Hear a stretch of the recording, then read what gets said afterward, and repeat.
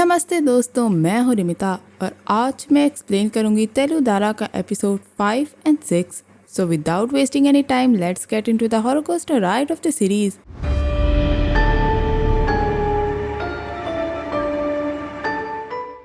Episode 5 है visit, जिसकी शुरुआत 1998 बंग्यू वांगी से होती है, जहां हम अहमद और स्तुति का अफेयर देखते हैं। हालांकि अहमद अभी भी रीमा से मैरिड था, लेकिन वो स्तुति से सच्चा प्यार करने लगा था।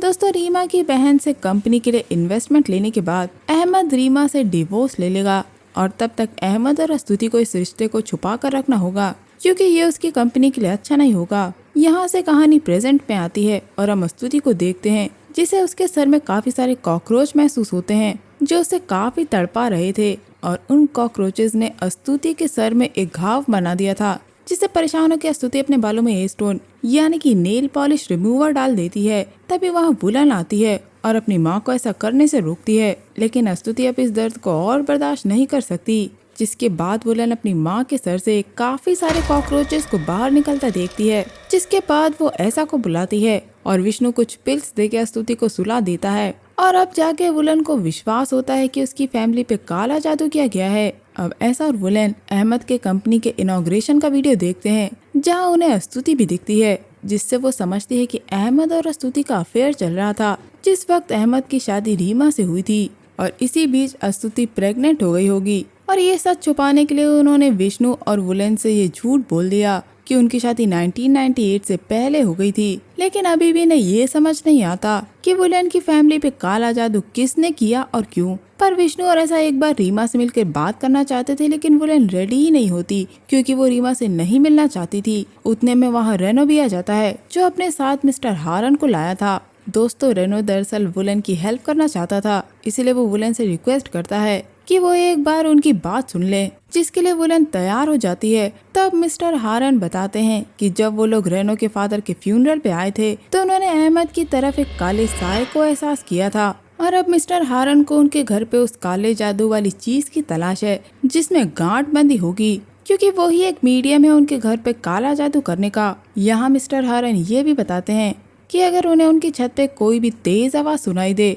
तो इसका मतलब यही है कि किसी जिन ने उनके घर में वो नॉट छुपा दी है, और मिस्टर हारन वही ढूंढने आए हैं। जिसके बाद मिस्टर हारन एक बॉल पे कुछ पढ़ते हैं, और वो बॉल अपने आप जाके एक दीवार से टकराती है, और उस दीवार के पीछे उस नोट को इनके घर में छुपाया गया था। ऐसा कि पूछने पे कि उस दिन रेनो और हारन वुलन के घर के बाहर क्या कर रहे थे, हमें पता चलता है कि वो एक तरह का प्रोटेक्शन था जो वो लोग कर रहे थे, ताकि वुलन की फैमिली उस कर्ज से बच जाए। बट वो रिचुअल पूरा नहीं हो पाया।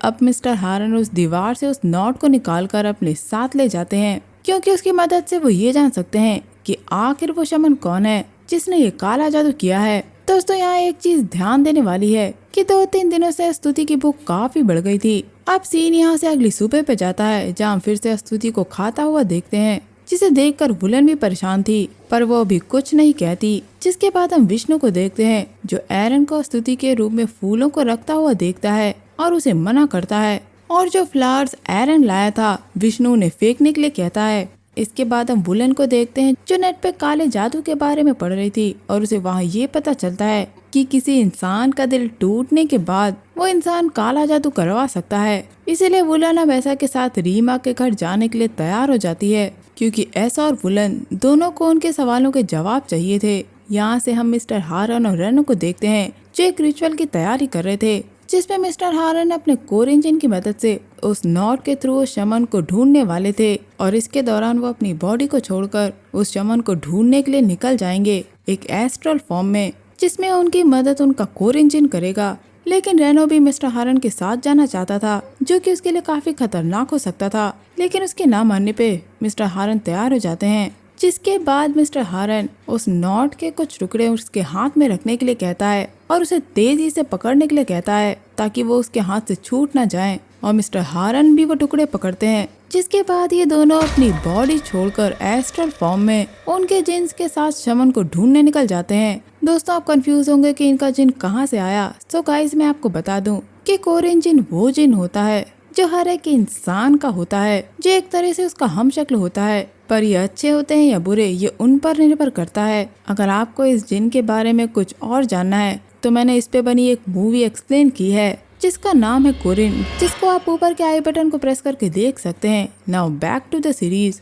वो जिन मिस्टर हारन और रेनो को अपने साथ गांव में एक घर में लेके जाता है जो कि आबादी वाले इलाके से काफी दूर था, जहां मिस्टर हारन और रेनो एक शमन को देखते हैं जो कि एक औरत थी, लेकिन वो रीमा नहीं थी। लेकिन हमें उसका चेहरा नहीं दिखाया जाता और रेनो वहां गलती से टेबल से टकरा जाता है, जिससे उसके हाथ में पकड़ी हुई पत्तियां वहीं गिर जाती हैं, जिससे उस शमन को पता लग जाता है कि वहां कोई आया था। लेकिन तब तक मिस्टर हारन और रेनो वापस आ जाते हैं और जब मिस्टर हारन रेनो के हाथ को देखते हैं तो वो काफी चिंता में आ जाते हैं, क्योंकि रेनो ने अपनी पत्तियां वहीं गिरा दी थी, यानी अब वो शमन इन दोनों तक पहुंच सकती है। अब मिस्टर हारन और रेनो को उस शमन की लोकेशन पता लग गई थी, इसीलिए वो जल्दी से वुलन के पास जाने के लिए निकलते हैं। लेकिन अभी उन्हें ये नहीं पता था कि उनके साथ क्या होने वाला है, जिसके बाद कहानी वापस पास्ट में जाती है, जहां अहमद रीमा को हॉस्पिटल लेकर आया था क्योंकि रीमा को कैंसर था और उसकी कीमोथेरेपी होनी थी। लेकिन रीमा उससे चिंता न करने और अपने ऑफिस पे ध्यान देने के लिए कहती है। वहाँ की टीवी पे हम बांगबोंगी मास केयर की न्यूज चलता हुआ देखते हैं, जिसमें अब तक 99 लोग मर चुके थे। लेकिन अहमद इस बात को मजाक में लेता है। इसके बाद हम फिर से प्रेजेंट में वुलन और ऐसा के पास आते हैं जो रीमा के घर जा रहे थे, जहाँ ऐसा के पूछने पे वुलन बताती है कि उसके पेरेंट्स को लेके उसके मन में कई सवाल हैं, जिनके जवाब शायद रीमा के पास हैं। रीमा के घर पहुँचने पे वुलन और ऐसा को एक आदमी रीमा के घर पर दिखता है जो रीमा के ऊपर कुछ कर रहा था। तभी रीमा का डॉग ऐसा पे हमला कर देता है, जिससे ऐसा घायल हो जाता है। लेकिन तभी रीमा आके अपने डॉग को रोक लेती है। दोस्तों, हमें यहाँ ये पता चलता है कि वो आदमी रीमा का ध्यान रखता है, क्योंकि रीमा को वापस कैंसर हो गया है। यहाँ रीमा सबसे पहले वुलन से माफी मांगती है, क्योंकि वो उसके ऑफिस में आई थी। लेकिन क्योंकि उसकी हालत खराब थी, इसीलिए रीमा को वुलन के ऑफिस जाना पड़ा, क्योंकि अहमद ने उसके हिस्से के सारे पैसे दे दिए थे। लेकिन उसे फिर भी पैसों की जरूरत थी, क्योंकि मिले हुए पैसे उसने कर्ज चुकाने में लगा दिए थे। अब वुलन रीमा से पूछती है कि उनकी पेरेंट्स की शादी कब हुई। लेकिन रीमा बताती है कि जब उसे कैंसर था तब अहमद को उसके काम के लिए बंगयुवानी जाना पड़ा था, जहां उसे स्तुति मिली और अहमद को स्तुति से सच्चा प्यार हो गया। ये सुनकर वुलन भी शौक थी, लेकिन रीमा उसे समझाती है कि उसने अहमद को काफी पहले ही माफ कर दिया है, क्योंकि वह सारी जिंदगी नफरत को लेकर नहीं रह सकती और वो अहमद की रिस्पेक्ट करती है और वो वुलन की हर तरह से हेल्प करना चाहती थी। ये सुनकर वुलन के मन में रीमा के लिए काफी भावनाएं थीं। जब ये लोग वापस जा रहे होते हैं तो वुलन देखती है कि उसके फोन पे रेनो की काफी मिस्ड कॉल थी, जिसके बाद हम रेनो को देखते हैं जो हारन के साथ अपने घर से निकल रहा था कि तभी कोई अदृश्य चीज उन पे हमला कर देती है और रेनो एक जगह जम जाता है और हारन की खांसी से खून आने लगता है। वो ये समझ पाते कि उनके साथ क्या हो रहा है। उससे पहले ही रीनो के हाथ पैर मुड़कर उसकी हड्डियां टूटना शुरू हो जाती हैं और उसका सर पीछे की तरफ पूरा घूम जाता है, जिससे रेनो की वहीं मौत हो जाती है और मिस्टर हारन की हालत काफी खराब हो जाती है और वो वहीं गिर जाता है। और यहाँ से एपिसोड 6 की शुरुआत होती है, वॉल फ्लावर्स। अब इधर ऐसा और वुलन रेनो के घर पहुँचते हैं, जहाँ काफी भीड़ थी। अंदर जाने पे ही देखते हैं कि मिस्टर हारन को हॉस्पिटल ले जाया जा रहा था और घर के अंदर इन्हें रेनो की डेड बॉडी मिलती है, जिसे देखकर ये लोग एकदम हैरान थे। रेनो की मौत की खबर जानने के बाद वुलन और ऐसा दोनों घर वापस आते हैं, जहाँ ये दोनों ये बातें करते हैं कि उन्हें रीमा से मिलने के बाद कोई भी ऐसा जवाब नहीं मिला जिससे वो इस परेशानी का हल ढूंढ पाते। इसी के साथ वुलन अभी भी उनके पेरेंट्स के पास्ट के बारे में जानना चाहती थी, क्योंकि उसी राज में उन सारे सवालों के जवाब थे। पर ऐसा को ऐसा नहीं लगता, क्योंकि उसके हिसाब से उसका पिता और अहमद कभी किसी का बुरा नहीं कर सकते और ये किसी बुरे इंसान का काम है जो इन लोगों से बदला लेना चाहता है। तभी वुलन वहाँ एक आदमी को खड़ा हुआ देखती है जो काफी देर से उनके घर के सामने खड़ा था, और जब ये लोग उसे देखने के लिए जाते हैं तो वो वहाँ से भाग जाता है। घर पहुँचने पे वुलन स्तुति से मिलती है, जो टीवी देखते हुए हंसती जा रही थी, जो कि वुलन के लिए काफी अजीब था, क्योंकि स्तुति को देख के लग रहा था कि वो अहमद की मौत को भुला चुकी है। और तभी वुलन को ये पता चलता है कि ये सब विष्णु के ड्रग्स की वजह से हुआ है, जो उसने स्तुति को शांत करने के लिए दिए थे।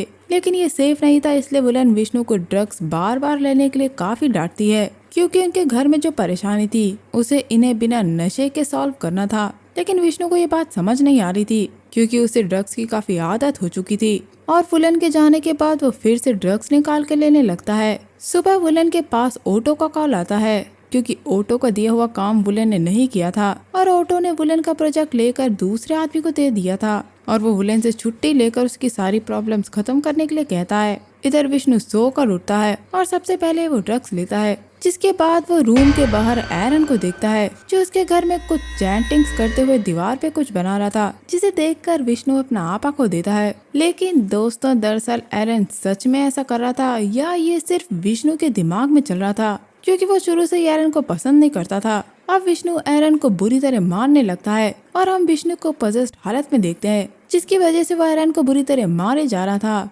दूसरी तरफ हम उनके घर पे एक आदमी को आता हुआ देखते हैं और ये वही आदमी है जो पिछली रात इनके घर के बाहर खड़ा था। और वो आदमी वुलन से मिलता है और अपना नाम रीतो बताता है। वो कहता है कि वो अहमद का जानने वाला है, जिसके बाद वो चिल्ला चिल्ला कर अहमद को बाहर बुलाता है। तब वुलन उसे बताती है कि अहमद मर चुका है। ये सुन के रीतो काफी ज्यादा शॉक और डरा हुआ था, लेकिन वुलन उससे कुछ पूछ पाती उससे पहले उसे विष्णु की आवाज सुनाई देती है और वुलन विष्णु के पास जाती है, जहाँ वो सबसे पहले विष्णु से एरन को छुड़वाती है और विष्णु वुलन को सारी बात बताता है। एरन उनके घर में कुछ साइन बना रहा था, लेकिन वुलन दिखाती है कि एरन का हाथ बिल्कुल साफ था और विष्णु जब दीवार पे देखता है तो वहाँ कुछ भी नहीं था।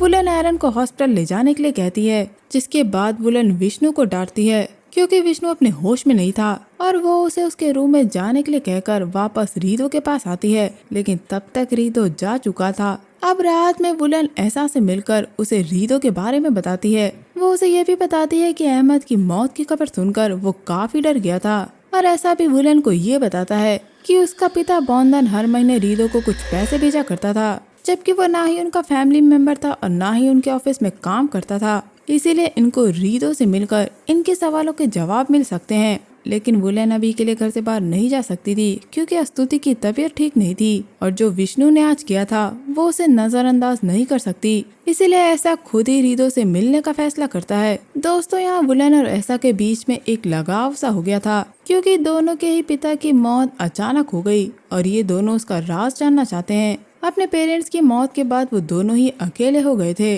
और एक दूसरे को संभाल रहे थे और यही चीज इन दोनों को काफी करीब ला रही थी। लेकिन अभी इन्हें ये नहीं पता है कि ये खेल इन्हें किस हद तक अंदर से तोड़ने वाला है। इसीलिए गाइस, आगे आने वाले एपिसोड को मिस मत करिएगा। यहाँ से कहानी रीतो पे मूव होती है, जो अपनी बेटी आतिक के साथ एक छोटे से घर में रहता है और उनकी फाइनेंशियल कंडीशन भी अच्छी नहीं थी, जिसका रीजन शायद अहमद और बॉन्दन की मौत है। लेकिन रीतो अपनी बेटी आतिक से काफी प्यार करता है। दोस्तों, हम देखते हैं कि रीतो की तबीयत काफी खराब होने लगती है, लेकिन रीतो इस पे ज्यादा ध्यान नहीं देता और तभी वहाँ ऐसा पहुँचता है जो रीतो से मिलकर बॉन्दन की मौत के बारे में बताता है और वो रीतो को काफी डरा हुआ देखता है। शायद रीतो को कुछ पता था जो वो सबसे छुपा रहा था, इसीलिए वो ऐसा को वहाँ से जाने के लिए कहता है और कहता है कि रीतो वो इंसान नहीं है जिसे ऐसा ढूंढ रहा है। जिसके बाद ऐसा वहाँ से चला जाता है, लेकिन आतिक उससे बात करने के लिए चाहती है और ऐसा को बताती है कि उसके पिता ने उसे बताया था कि वो बॉन्दन नाम के एक आदमी के लिए काम करता था,